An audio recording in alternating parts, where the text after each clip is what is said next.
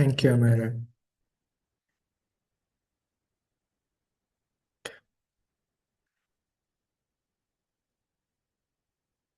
Okay. Good day to everyone, and welcome. So today we are here with IEEE HT Humanitarian Technological Consortium program webinar, and especially today about we are looking at transforming the lives through the energy, education, and entrepreneurship through this webinar. So right now, as you read this, like 938 million people are living in energy deprivative environments, not energy limited, energy deprivative. So, not light to no light to study by, no power to run a clinic, no electricity to run a business. So, this is not a statistic. That is kind of a crisis that demands an energy response. So today we are here because IEEE address that issues. So this is IEEE Humanitarian Consortium program webinar series, and today we are here pulling back the curtain to IEEE's most powerful humanitarian engines. One is IEEE Site, and other is IEEE Smart Village. So talking about smart village, it actually impact over 2 million lives across the 28 countries. So these are not charity programs, especially you should remember that. You will hear more things with the expertise, but these are systems built by engineers, powered by communities, and designed to last long after the volunteers, after the last volunteer leaves, right? So without any further delays, let's start with IEEE site and getting into the details about IEEE site and IEEE Smart Village first. So as I told you, it's 2 million lives across the 28 countries. So today we have Dr. Olenko Ayo from IEEE Smart Village and Amira from IEEE site. And here I am, your moderator, Anuraj. So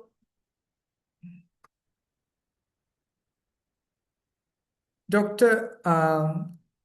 Olenka Ayo is an electrical engineer and energy system specialist. So she has actually very good profile across and a good volunteer in IEEE as well. So um, And Dr. Ayo is a PhD electrical engineer in power system, really much into the IEEE Smart Village. So you will hear more about Dr. Ayo. So I'm just showing a brief introduction of Dr. Ayo, but you will get to know more details about herself within her um, session after this. And Amira is IEEE Site Global Committee Chair in 2026, and she was a part of IEEE Outstanding Site Award for the last year with her efforts. And beyond the IEEE, Amara actually doing a great job in national tuition rate since 2020, so and a lot more as well. Okay, so without any further delay, let's get into the real scenario. So IEEE Smart Village build an on convention that bold its practical energy is not a gift, it's a platform. So when the village gets reliable electricity, children study, clinics refrigerate the vaccines, entrepreneur open shops, women launch the business, and farmers across the irrigation. So uh, actually, IEEE Smart Village showed that, like, they proved that by the number of impact. And this is not a charity, again. So this is infrastructure and infrastructure compound. So here I am inviting Dr. Olenka Ayo to give you an overview understanding and deep about what actually we are doing with IEEE side. So it's over to you, Dr. Ola. Please, you can share your things. All right. Thank you so much for the warm welcome, Anuraj. And thank you for having me, Amira, and the team. Yeah, am I allowed to share my screen? Yes, let me Okay. stop the share. Yeah, you can share, Dr. All Ola. right. Thank you. I'll share now.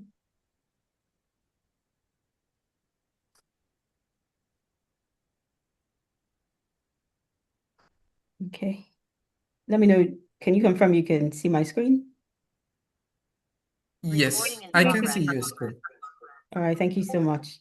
Yeah. And thank you everyone for having me. So I'm Olayinka Ayo, as I've been. I can hear a bit of an echo. Is that okay? I think it's fine now. Thank you. So yeah, I'm Olayinka Ayo. Currently serving as the chair of the IEEE Smart Village Project Development Committee. And I've been, in general, I've been with IEEE Smart Village since 2020 now, so about 6 years. And I'd like to also thank Dr. Rajan for the opportunity to make this presentation to you. Yeah. So I saw, I mean, when the agenda was shared with me, I saw this I simply copied the topic you had given to me, which is from pillar to platform and the three pillars that scale. Essentially, that's what undergirds IEEE Smart Village. And we have these three pillars, which I'll talk about shortly. And then at the same time, we have a mantra called Enterprise for Enduring Impact because we believe in empowering entrepreneurs to ensure long-lasting impact. IEEE itself has been, IEEE Smart Village has been existing since 2009, and it was actually, the initiative was actually kicked off by these two gentlemen, or yeah, even though they're much older now, but they came up with the initiative of IEEE Smart Village, Dr. Ray Larson and Dr. Robin Padmore, and they used to serve as the previous chair of the IEEE Smart Village. And then there's also a very strong support from Mike Wilson, who happens to be the only employee of IEEE Smart Village, because IEEE Smart Village in general is a volunteer-led organization or foundation, if you like. Yeah.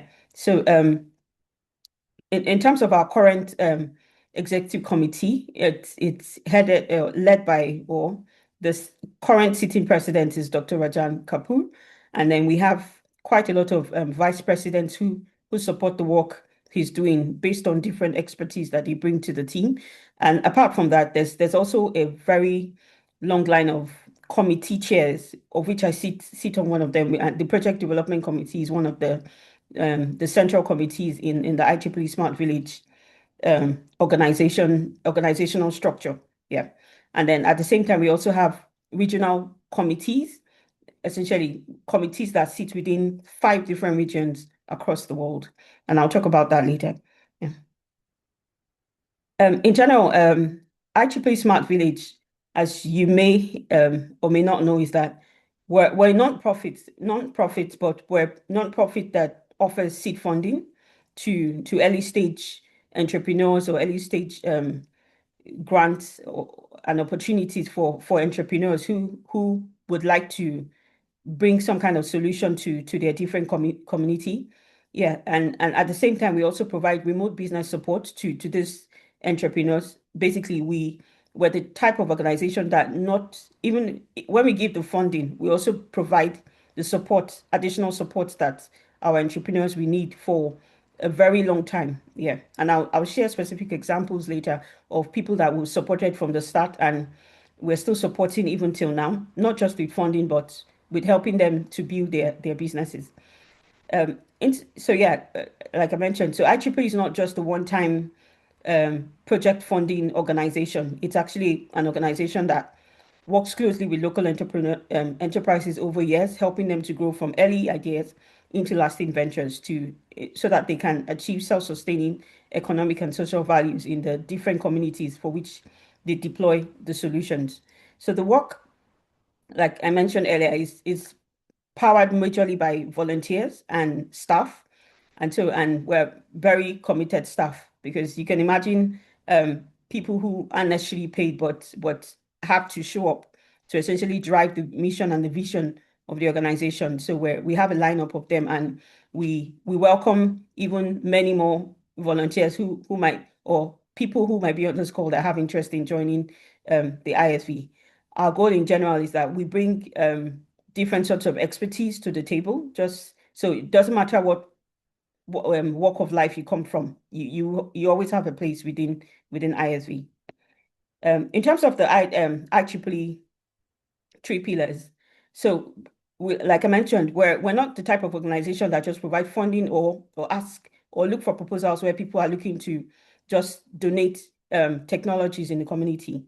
We're actually the type of organization that like to provide that strong support and also opportunity for organizations to be able to create social, technical, and business ecosystems. So in general, our mission is to integrate technology, training, and business solutions to help create long-lasting impacts in underserved communities.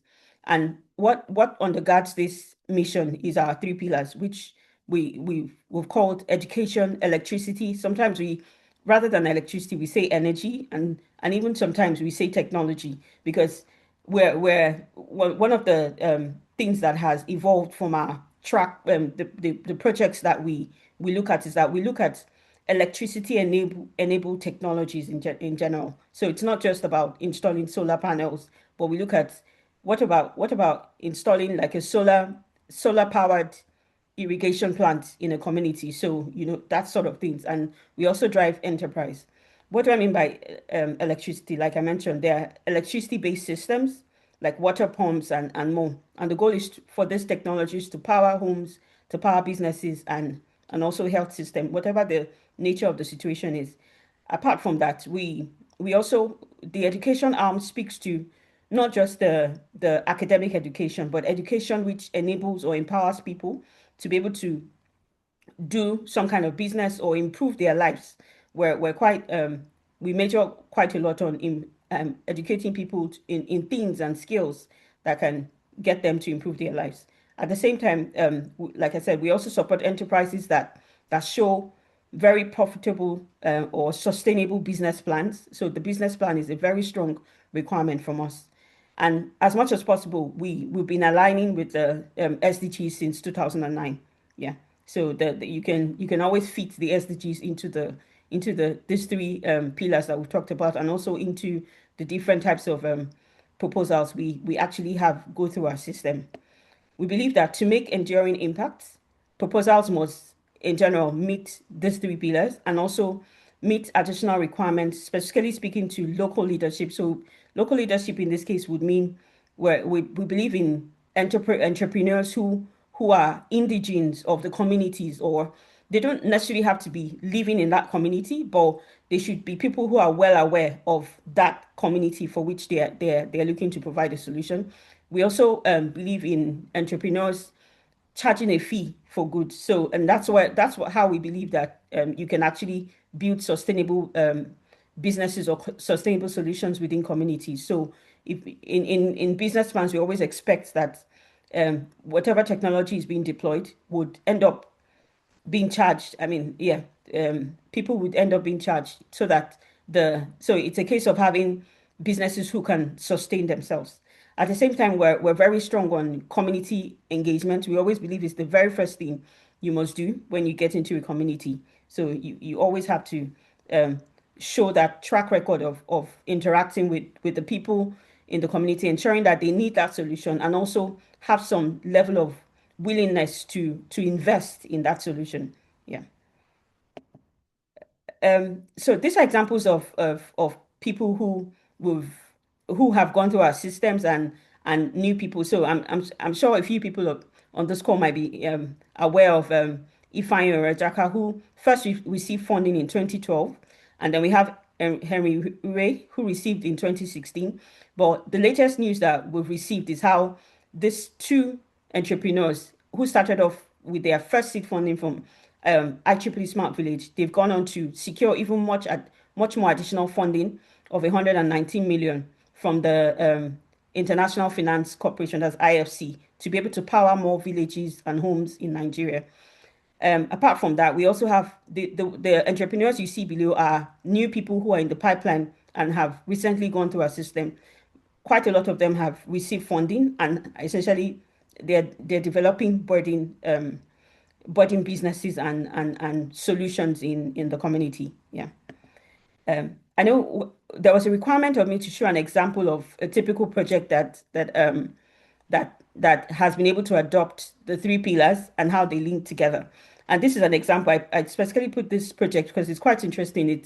It's a project somewhere in China. China typically has quite low percentage when it comes to rural, in terms of the percentage of people who have electricity in the community. I think they have about just 5 to 10% of rural or off-grid communities that do not have electricity.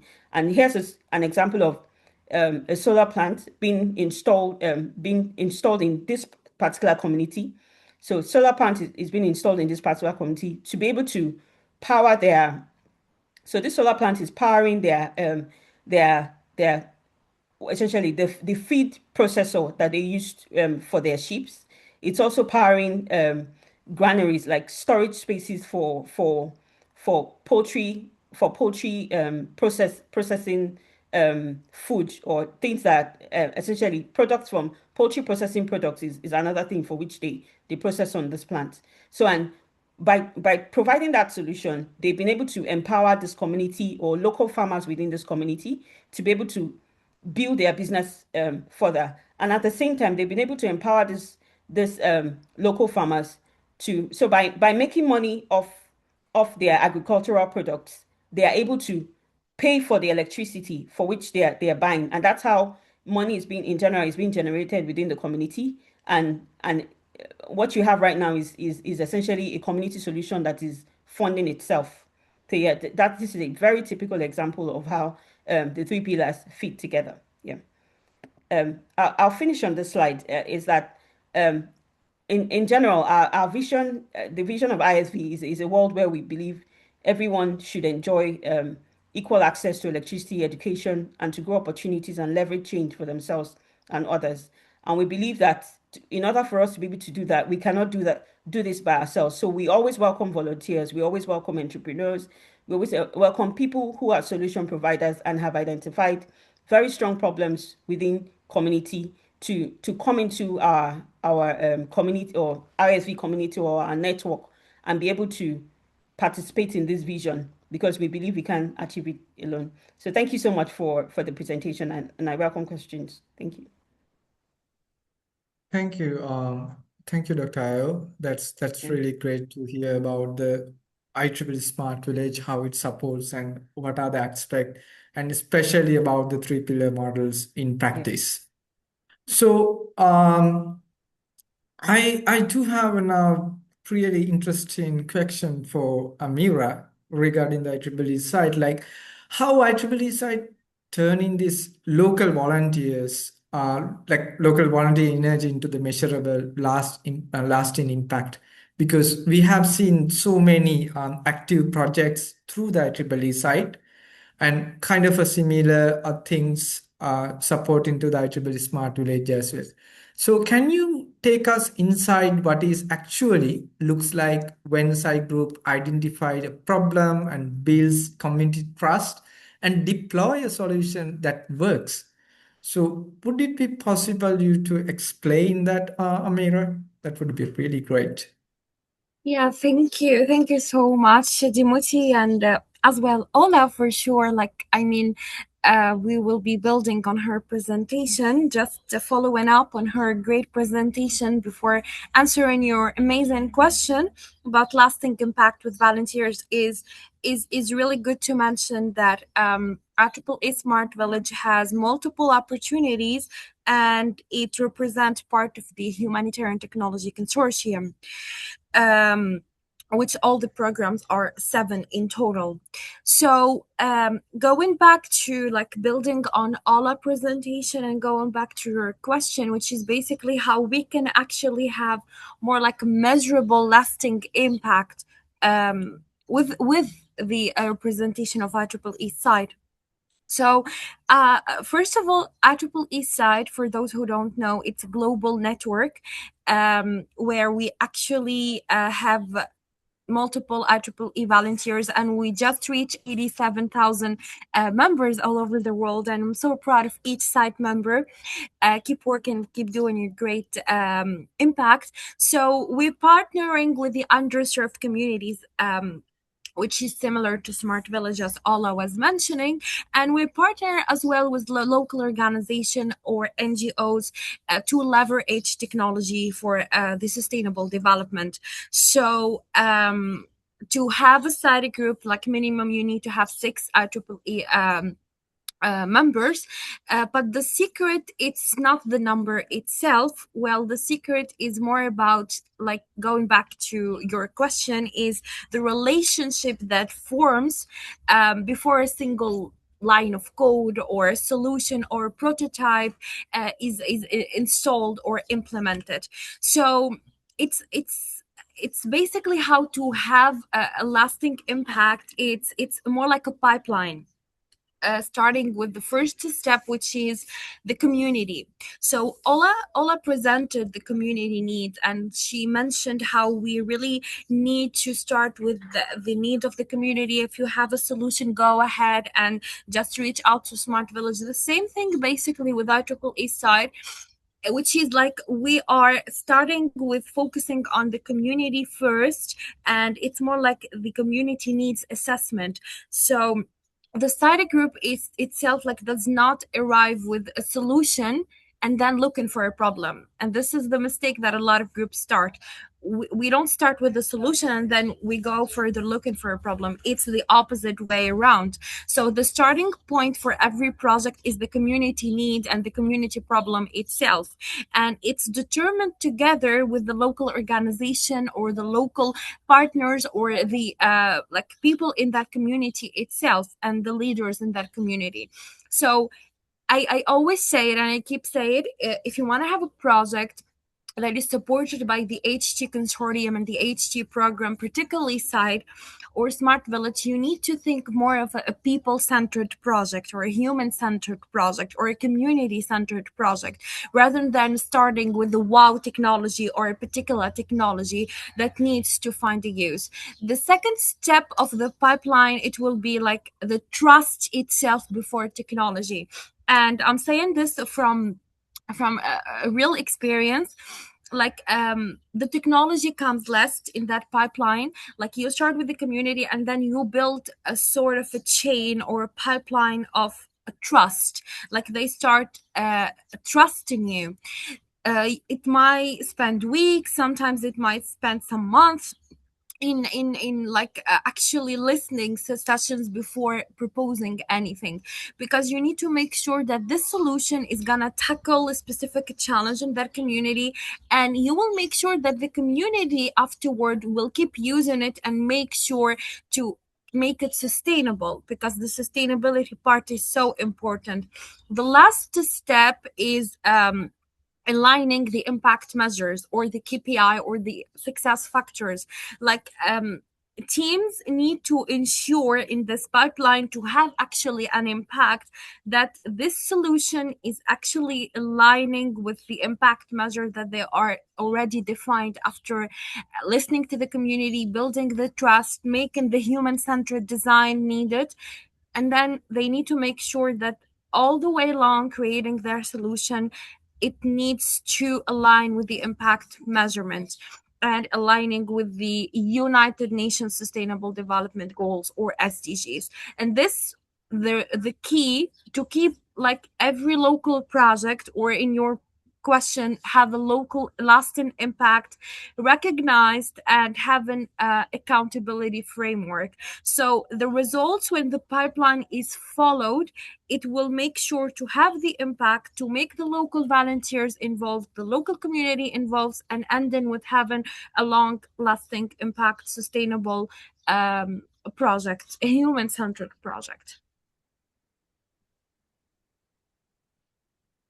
Great. So that's really insightful to hear that process, Amira. So, Amira and Ayo, actually, we have seen this pipeline works in Nigeria, India, and many other countries all over the world. So, what does the side groups need to have like having a place before the Tech for Good project? You might be explaining Tech for Good project, I hope, Amira. And like before ready for the Tech for Good project, to evolve into that project into the Smart Village initiative, and what does IEEE Smart Village look for like when deciding to invest its entrepreneurship in infrastructure in a new community? Kind of like how a volunteer group or side group can like go through this process. Okay. Thank you. Thank you so much. Maybe And yeah, thank you. You can start. Yeah. Myself? Okay. All right. Yes. Okay. Yeah. So I wanted to say thank you for your presentation, Amira, because it's good to learn more about how well the site team aligns with IEEE Smart Village, especially in terms of assessing community needs. So, and that's a good place to start for me, because that is exactly the first thing we look out for. Has that entrepreneur gone into the community to engage with the community to assess the community readiness or the community buy-in? We tend to call it community buy-in. So we check for community buy-in. We check for willingness to pay, because as we said, we believe in sustainable enterprises being formed within the community. So whatever proposal the applicants present, they have to show that there's a strong willingness for the community to pay for that solution. But it does not mean that they have to be able to afford everything. And that's left for the entrepreneur to work out how essentially the numbers would add up. Because in many cases, if an entrepreneur has been able to show that there's a strong need for that solution within the community, it's the responsibility of the entrepreneur to also show that they can help the community get additional support, grant funding support from, for example, in some societies there's available government funding to support communities, right? So where the money that communities will be paying may not be able to pay, essentially provide the money that can make the economics of the solution add up. The applicants, the government funding, or the funding that comes from, or the subsidies that come from the government, can actually add up to the rest of the numbers. I don't know if you see what I mean, but it's important to show a very strong, and that's where the business model comes in. It's looking for that additional funding support that can make the whole books balance, and for the project itself be able to get that funding that it requires to be sustainable in the long run. We also check for legal status within the community. So it's quite important for us that whatever organization is approaching us is legally registered within that country for which is deploying a solution. It also has to show very strong financial standing. So yeah, they just have to have a very strong financial track record. We also like to see genuine local ownership. So where we define local ownership as community partnership. So where the community they're actually willing to to be invested in deploying that solution. So those sort of things we look out. And like I said, the business model has to be very strong. We can't iterate it so much. I mean, too much. So it's important for that to be really strong. They also have to show that there's an education component to it. So I missed highlighting something about the education with regards to that project that I talked about, is that through that sort of the project that happened in China, one of the things that the entrepreneur had to show was that education piece, where local farmers were probably trained on how to install solar panels so that they'll be able to maintain it. They can provide our services of maintaining the technology. They were also trained with regards to additional opportunities like skills training for maybe how to sell their products, how to take it to the market. So that's an example of the type of education that can happen in communities. So it's very strong for us to see that component in the proposal for it to be able to go forward within the ISV structure. I'll stop there for now. Thank you. Thank you, Ayo. Yes. Dimoti, if you don't mind, yeah, can I also? Yes, of course, please. Yeah. I mean, what all I was saying was tremendously amazing. Just adding to it, from site perspective, yeah. I mean, first of all the HG consortium programs are working together and they are complementary. The second thing is, so your question basically is, what, if I understood correctly, is what a site group need to have in place before having the funding is ready to be after all evolving into smart village initiatives, right? This is the question. Yes. Did I understand? Okay, perfectly. So, like from the side, there are three things that must be in place. Like the first thing, as we were mentioning, is the documented community validation, and as Ola said, and as any IEEE humanitarian technology programs will mention, is having that community validation to start with. Like, it's not a survey, it's an evidence. Like, you need to have photos, you need to have meeting notes, or like some interviews with the community to make sure that afterwards there will be the local ownership, and that the community identified actually need and will participate in the designing of the solution. If the documentation does not exist, and I can tell from my experience in the site or in Smart Village, Smart Village cannot and will not proceed, and also Tech for Good will not proceed if we don't have a valid documentation of these needs of the community. The second thing is more about, there is a difference between a community that tolerates your presence and one that has a person inside it who owns the problem. So always make sure to have a direct contact with the community. And we had a lot of projects, I can mention some of them in Tunisia or in Algeria, where they needed to have some leaders from the community or some direct contact in the community to make sure that the process is well smooth. Also, one of the things that a lot of teams or a lot of site groups or a lot of site members, when they are working on a project and they are preparing this project to apply for the Smart Village initiatives or the Tech for Good funding, they forget that you need to try to have at least more or less implementation testing cycle.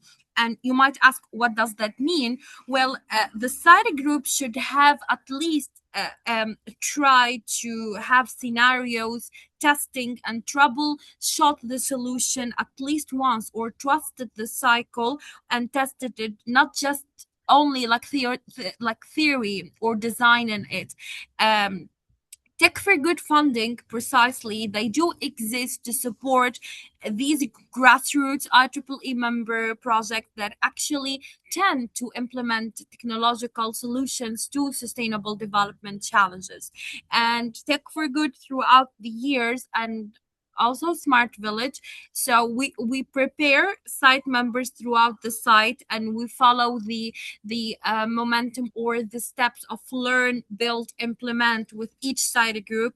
And after they're prepared and well implemented and were knowledge about what's going on and what is sustainable development and how to actually implement a humanitarian project, after that you will go further to Tech for Good funding, to EPICS funding, to Smart Village initiatives. It depends on your project and the area that you want to focus on. So basically, these like these are the steps that you want to go through if you want to start from site, and then you place what you need to place before going to Tech for Good funding or any HT consortium program initiatives or opportunities or funds. So, Amira, like it brings to another kind of a questions again. So basically, we are not a so IEEE Consortium is not a charity program, right? And we especially look in certain measurable values. So if you highlight specifically what we are doing through the already like available system, it's not as like research, it's not a like kind of a charity. So what actually specifically we are looking at, like technological solution, but can you explain a bit more about the from the perspective of IEEE Smart Village and IEEE Site, both? All right. So I will dig deeper in the IEEE side, and I think Ola will be a better target for Smart Village. But the single well, it's not only one thing that is important to look for in a local community partner, or how to actually detect the red flags. But if I might say, the most important thing in having this project and humanitarian project is, as Ola mentioned, the local ownership. Like having ultimately, after like implementing the project and going through the cycle and going through the funds and learning about a humanitarian technological project, is ending up by having a sustainable human-centered solution, which can be represented by having a local ownership in the community without any conditions. So we are looking for a local community partner who actually says, this is our problem, this is our need, this is the challenges that we have, and we want you to help solving it. Not like someone who will go and say, oh, we just want your technology, what does it cost? There's a big difference between the two statements. So the formal builds a sustainable system, and this is why we're looking for ultimately. So specifically, we actually also look for having also local organizations or NGOs with like existing trusted relationships in the community. And I can mention Red Crescent or Red Cross as a perfect example. Also, United Nations organization. A lot of these humanitarian projects worked with the United Nations organization, as they are like the root of the SDGs, and they are trusted partners, and they not just any partner, and they exist on a local level. Other thing is, um, I would say, leadership that can navigate local politics. And what I mean by this is, because no wow technology or engineering solution survives communities politics sometimes, and if it wasn't designed for. And also, the willingness to contribute non-financial resources. And by saying this, it means you are ready to contribute time, you are ready to share local knowledge, you are ready to share physical access, introduction, these voluntary work. And these all are called non-financial resources, and these are so important to make sure that you actually have the right local partner or local community partner. On the other hand, what I think, and from what I saw, the red flags in these kind of partners that will tell you that this partnership will be a struggle and your project might have some challenges, is when a partner organization or a community primary motivation is just reporting to their own funders or just having the money. So when we have this kind of mindset in the community or in the organization, you will immediately know there is a bit a challenge or a bit a struggle in the kind of implementing the solutions. So if their question is more like, what metrics can you give us for annual report, rather than how do you make a long-term impact, you will know this is your red flag or your signal, and you should know how to deal with these communities. Because projects in our case, or the humanitarian project or the human-centered community projects, are like built around donor optics, not community outcomes, and almost always stall at the sustainability phase. A lot of projects did do a lot of success, and they went through all the kind of the pipeline steps, but when it comes to sustainability, which is the last step, or when it comes to give the community their own ownership, they struggle there, and sometimes they are stuck in there. And we have seen it happen throughout Tech for Good project and throughout some side teams. So yeah, these are the metrics. So the most important thing is having the motivation and the mindset of having ownership by the end without conditions. And the red flag is like the community from the beginning is not expected to have any long-term impact. Thank you, Amira. Dr. Ayo, would you like to add something to that? To be honest, I couldn't agree more with most of what Amira has mentioned, because it's well aligned with how we view things from the smart village angle. But I guess the only thing I'll just add, which could be a red flag, is how, I mean, as we've been highlighting, for us, is the IEEE smart village pillars. So, and many times when we speak about community, like assessing the benefits that a certain solution would bring to the community, we don't necessarily expect like, even though we're telling our entrepreneurs to fund enterprise, or it's a matter of whatever profit that is being made from that solution needs to be plowed back into the community. So if you don't have a partner who shares that vision, who thinks any money generated is for personal use, it's a challenge. So yeah, so those are the sort of things we check, that shared vision, that any money that is being generated from the community needs to be plowed back into the community for their own benefits and for the long-term sustainability of that technological solution that has been deployed into the community itself. Yeah, thank you. Yeah, thank you, Ayo. And again, I'm coming back to you. Like, are there any communities that surprise you, like where the enterprises grew beyond what anyone expected? Yeah, this Yeah, question is kind of interesting because the examples. truth, Yeah. yeah, the truth is, in general, and I'll give a practical example, just because of the way, the kind of criteria we take into consideration when we scrutinize or when we screen the entrepreneurs that go through our system. When we hear about communities that grow beyond, it's not particularly surprising, because that's what we expect anyways, because it's always what we inform our entrepreneurs from the beginning, that we're not expecting, I mean, we're expecting you to when you come with a particular solution and you want to deploy it in a village or a community, you also need to be thinking about the scalability of your solution. So if you're, I think what would surprise us is if we fund your project and you don't scale. That's what would surprise us, not the other way around. And a practical example is what we're seeing with the Ifeanyi Orajaka that I mentioned, and Henry Ure.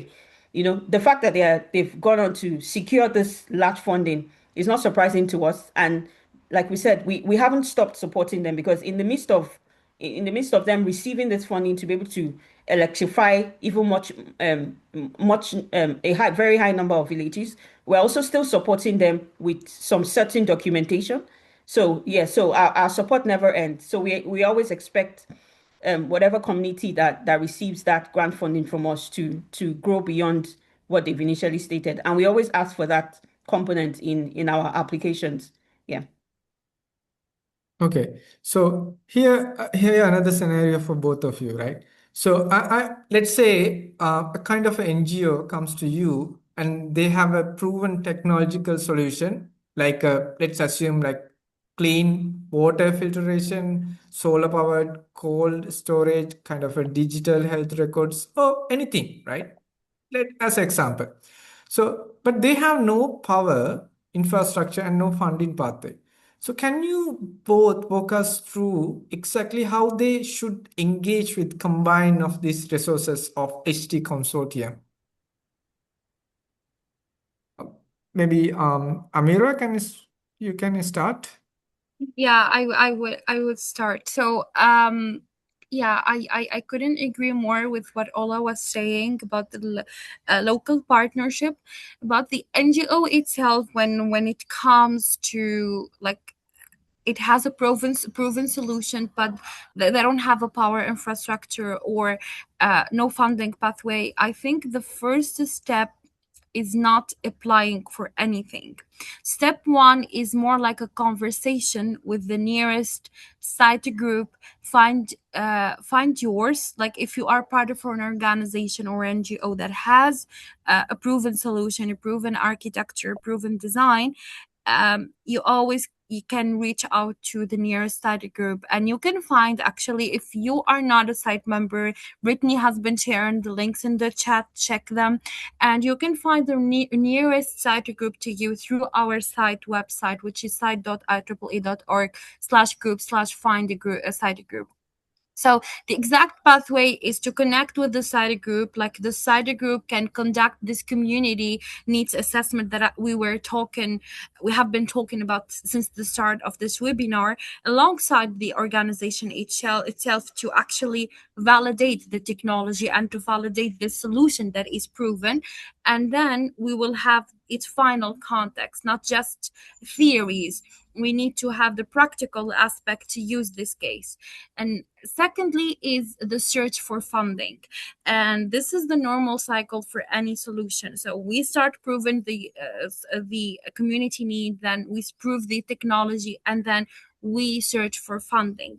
And as I was mentioning, HT consortium programs and HT programs are full of opportunities and benefits for you. Since the beginning of this webinar, we have mentioned in IEEE Smart Village as your destination. If you have a local entrepreneurship solution that can work on energy or education, we have been mentioning Tech for Good. And you need to go check Tech for Good website, an IEEE humanitarian technology website, and Tech for Good calls, which we have at least 2 calls in a year. We have epics. We have also all the other humanitarian technology programs and the consortium.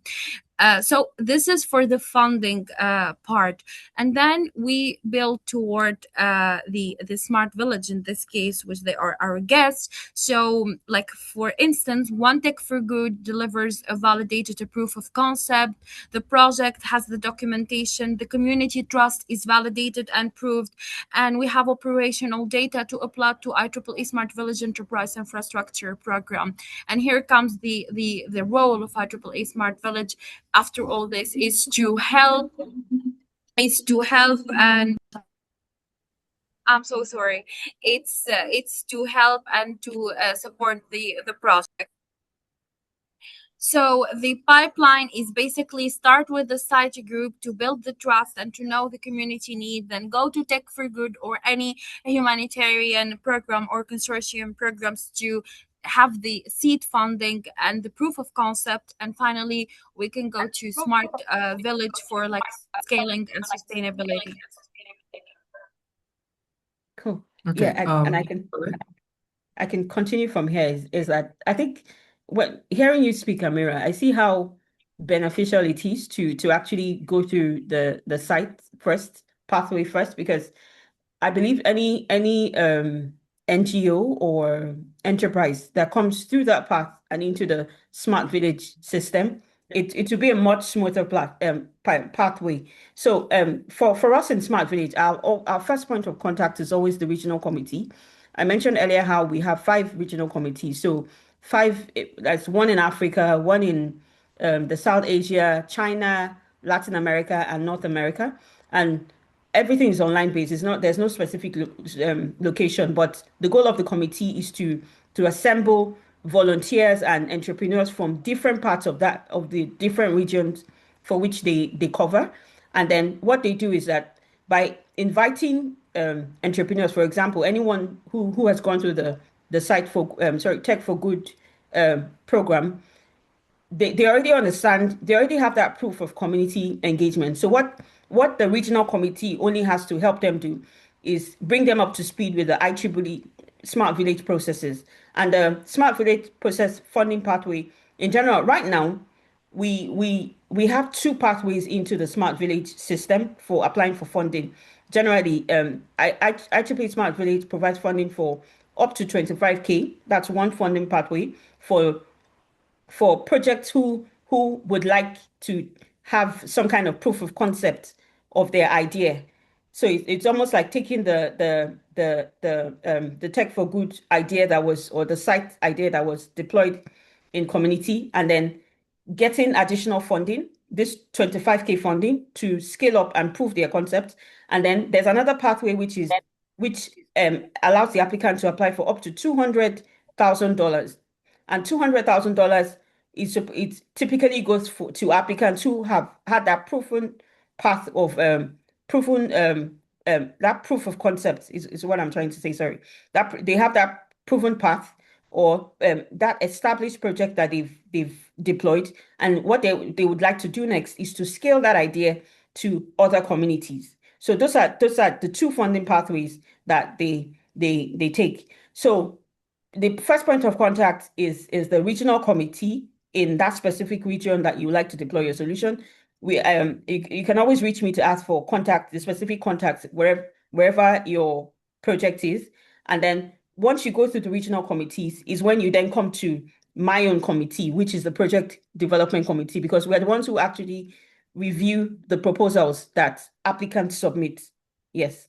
So I think that's my own way of summarizing the idea of the response to your question. Thank you, Dr. Ayo. That's really insightful. And let's say kind of a scenario like IEEE Smart Village in every proposal requires a business plan, right? So for a new entrepreneur or a side group making that leap from grant-funded pilot to service that charge for what they deliver, what are the most common financial pitfalls? Where do the project modes get often break down, like crash, right? So what are the resilient financial model actually look in practice? What is the best solution for that? Yeah, thank you so much. I sort of answered this question earlier when I was talking about when you want to scale your grant-funded pilots to a service that charges, you need to first, apart from the engagement with the community, you're engaging with the community not only to get them to be partners, but also to assess their willingness to pay for that service. So it's important for us to be able to see. So the mistake an entrepreneur could make is not assessing that willingness to pay. So they have to be able to pay something. They may not be able to, like I said, they may not be able to afford everything, but they have to be able to pay something which can be fed back into the project in order to sustain the project.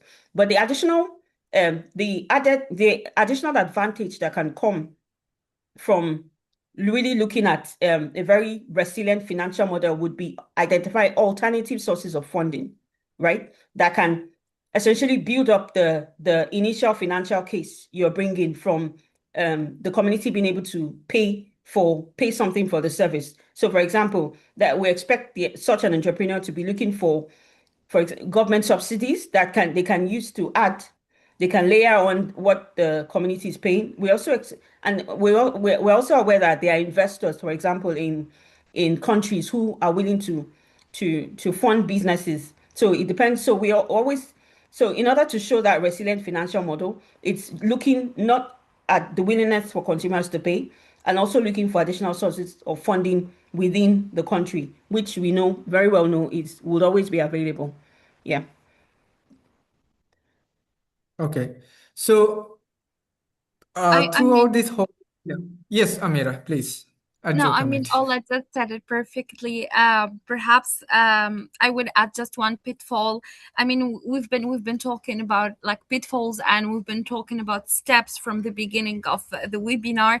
So I would add one pitfall, because I saw this, and when we were working on a project in Tunisia section, I saw it, and the pitfall is more like treating the grant itself as a business model.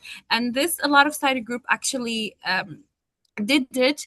And one thing that I want to add on Ola, actually, to emphasize, is that IEEE, like Smart Village, requires every proposal to include a business plan for a reason. And this is her community job, actually, the project development community. And these too many site groups or too many site projects build their sustainability model around winning the next grant, not actually around generating revenue from the service they provide. And this is the pitfall that I keep seeing it again and again, because when the grant cycle or the funding cycle itself ends, the project ends. And this is the wrong thing about having this grant thing or this funding thing as a whole business model. A real business model identifies a paying customer, whether that is the household, the cooperative, the local government, or the enterprise from day one. So this is just one pitfall that I wanted to add, is it's good to have the funding and have the seed funding, but beware, like the grant itself or the funding itself from any IEEE OU or outside of IEEE, it's not itself the business model. Thank you. Thank you, Amira. Thank you so much. Thank you so much, Dr. Ayo, and thank you so much, Amira. So, in the conclusion of this whole discussion of 1 hour, so we know, like, so there are different entities in IEEE. As examples, today we discuss under the HT Consortium, we do have IEEE Site and IEEE Smart Village. How these systems are actually helping to helping to the community to find a technological solution, and how they are supporting, right? So, and especially if you are an maybe can be IEEE member, or someone like different from the IEEE background, or NGO and the government, but you can get an idea what kind of support you can get, and how you need to start it, and so on. And for the final thing, would you like to include anything into the whole discussion as a summary, Dr. Ayo? Okay, so your question is that I summarize if there's anything I would like Yes. to add. Yeah. Yeah. You mentioned just about a new volunteer who would like to join us, and in general, ISV, we always welcome volunteers. And is the benefit of volunteering with us is that within our community, like I said, is a mix of volunteers, students, young professionals, established entrepreneurs. We have a wealth of knowledge or a wealth of resources that you can learn from, which are in the name of people. I mean, because of people within our regional committees, we always have that. We one of the things we try to highlight to them is that need to provide mentorship to any volunteer who would like to join them, so that they too can become entrepreneurs themselves. So we don't host volunteers to just serve within ISV, but to think about their own solution and then take it, essentially come up with their own project, and also develop some kind of solution in the community. So ISV in general is welcoming people any day, anytime.